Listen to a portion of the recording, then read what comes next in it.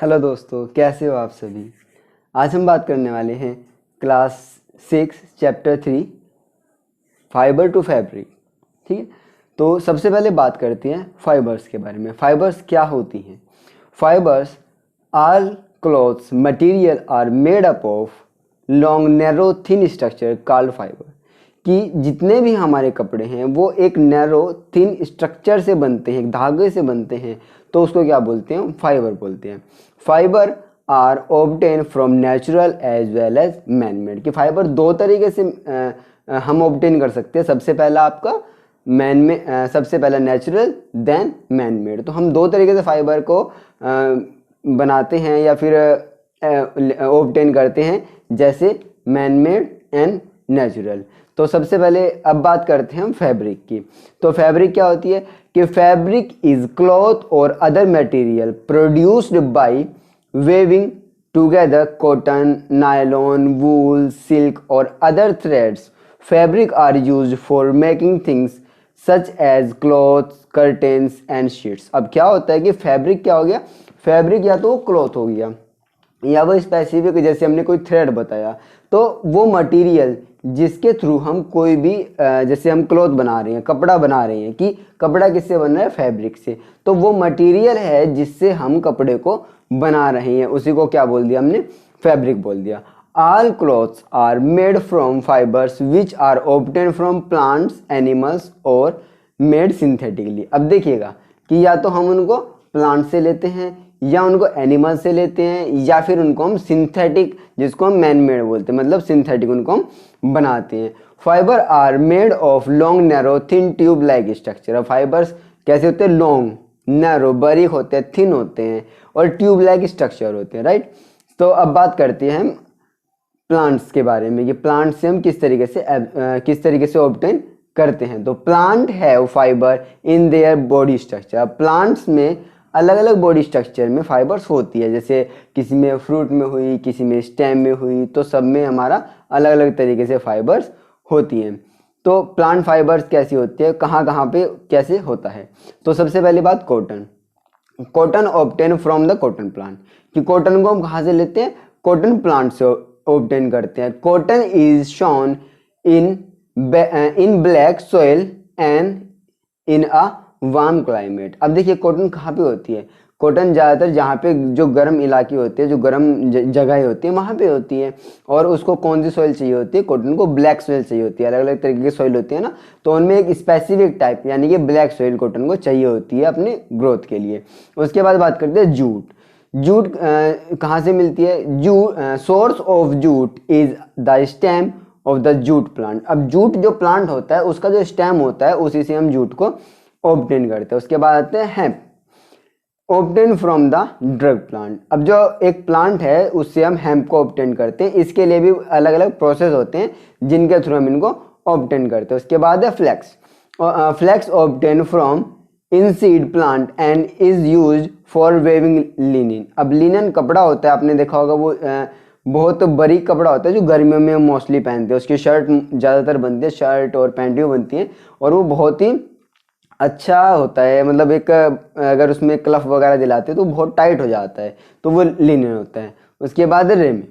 The fibre is used for making sails for boats and parachutes. अब क्या होता है कि जो पैराशूट्स होते हैं, जो बोट्स होते हैं, उनको उनमें भी हम रेमे जो फाइबर होती है उसका यूज़ किया जाता है। उसके बाद बात करते हैं coir. The fibre is obtain from the coconut plant. जो कोकोनट प्लांट होता है उससे हम कोयर को ऑब्टेन करते हैं, कोयर को उसी से हम लेते हैं। तो अब सबसे पहले बात करने वाले हैं हम फाइबर्स में कॉटन के बारे में। तो how is cotton fibre processed, कि कॉटन फाइबर किस तरीके से प्रोसेस होता है, क्या क्या उसके क्या क्या प्रोसेस और क्या क्या उसके अंदर स्टेप्स होते हैं जिससे हम कॉटन को लेते हैं। तो सबसे पहले आता है gaining, removal of seed from fibre. कि गेनिंग क्या होती है? Removal of seed from fibre.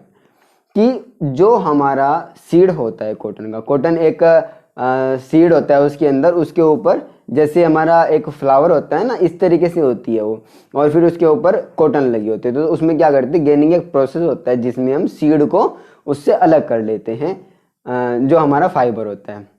उसके बाद आता है carding, clean and separation of fibre which are stuck together. अब क्या होता है कि फाइबर ऐसे आपस में बहुत तरीके से कंडेंस्ड बनी होती है, चिपकी होती है, बंधी होती है, तो उसको हम जब अलग करते हैं तो उस प्रोसेस को हम कार्डिंग बोलते हैं। उसके बाद बात करते हैं ड्राइंग। तो इस प्रोसेस में क्या होता है, the fibre is stretched also known as fluffy. अब क्या होता है कि इसमें हम फाइबर्स को इस तरीके से खींचते हैं, उसको जैसे किसी चीज़ को फाड़ते हैं ना, तो उसमें फाइबर्स के छोटे छोटे थ्रेड्स बिल्कुल अलग हो जाते हैं, तो उसी को हम क्या बोलते हैं, सेपरेशन बोलते हैं, राइट। उसके बाद बात करते हैं स्पिनिंग। स्पिनिंग क्या होते हैं कि drawing yarn thread from cotton fibre. अब वो जो कॉटन फाइबर हमने अलग अलग एक थ्रेड किया था उसका अलग, तो क्या होता है कि उसको हम इकट्ठा करके एक बड़ा सा एक क्लस्टर बना देते हैं उसको हम यार्न बोलते हैं। उसके बाद बात करते हैं वेविंग। वेविंग क्या होता है, making cloth from the yarn. Weaving is a process, weaving आपको बताऊंगा आपको नेक्स्ट। तो एक क्या होता है, ये प्रोसेस होता है जिसमें हम कॉटन से क्या बनाते हैं, क्लॉथ बनाते हैं। अब बात करते हैं कॉटन इज यूज। कॉटन किस किस चीज़ में यूज़ करते हैं, तो उसके बारे में हम बात करने वाले हैं। इन मैन्युफैक्चरिंग ऑफ टेक्सटाइल, की जो टेक्सटाइल इंडस्ट्री है उसमें हम कॉटन का यूज़ करते हैं अलग अलग पर्पजेज के लिए।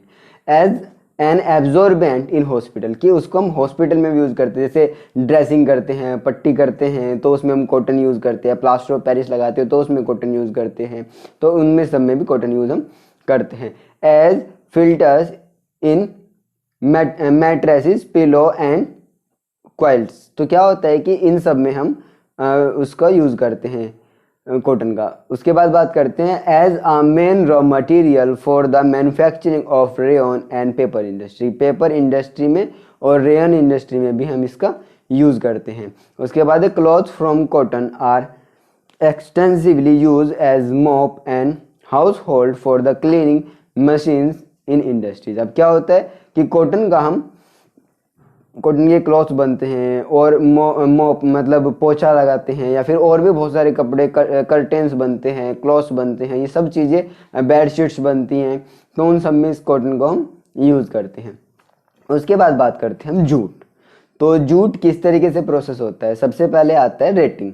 रेटिंग क्या होता है कि retting of plant after harvesting the stalk of the jute plant, they are stock for about 10 to 15 days and sometime more.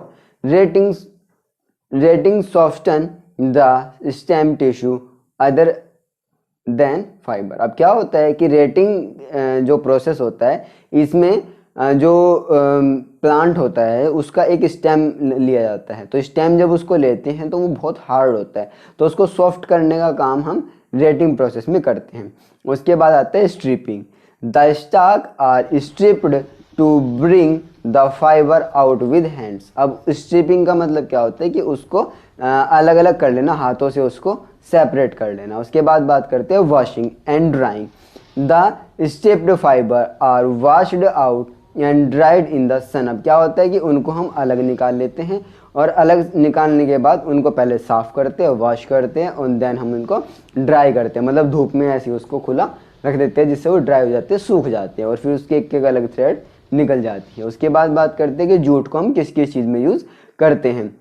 Jute is extensively use for making Guinea bags, potato stock, carpets, curtains, clothes, ropes etc। अब क्या होता है कि इन सब को बनाने के लिए भैया रस्सी बनती हैं तो ये यूज़ होता है, और बड़े बैग्स बनते हैं तो ये यूज़ होता है, और मैट्स बनते हैं तो जूट को यूज़ करते हैं, हम कर्टेन्स बनते हैं तो जूट यूज़ करते हैं। मतलब अलग अलग चीज़ों को बनाने के लिए अलग अलग मटेरियल यूज़ किया जाता है। तो जूट बनाने के लिए भी बहुत सारा, जूट से भी हम बहुत सारी चीज़ों को बना सकते हैं। उसके बाद बात करते हैं These days fine quality of jute is also used for making jute fabric। अब जूट फैब्रिक मतलब जूट की भी एक बहुत अच्छी क्वालिटी को यूज़ करते हैं, मतलब उससे अलग प्रोसेस से बहुत प्रोसेस करके, तो एक उसकी जो स्पेसिफिक जो हाई क्वालिटी होती है उसको यूज़ करते हैं हम कपड़े बनाने में, ठीक है। Primitive man and women had no idea about clothes. जो पहले आदमी हुआ करते थे उन्हें क्लॉथ्स के बारे में कोई भी आइडिया नहीं था। तो यहाँ तक बात की हमने कि फाइबर क्या होते हैं, फैब्रिक क्या होती है, और कैसे कैसे हमें प्लांट से मिलती है, जो प्लांट फैब्रिक, प्लांट फाइबर्स के बारे में बात की हमने। तो अब इसके बाद हम नेक्स्ट पार्ट में बात करेंगे एनिमल फाइबर्स के बारे में कि जो एनिमल से हमें फाइबर मिलती है। यहाँ तक अगर आपको कुछ समझ ना आया हो तो आप नीचे कमेंट कर दीजिएगा। कोई क्वेश्चन हो, कोई क्वेरी हो तो आप मुझे कमेंट में नीचे पूछ सकते हो। मैं कोशिश करूँगा कि मैक्सिमम आपको उसके बारे में समझा सकूँ। Thank you.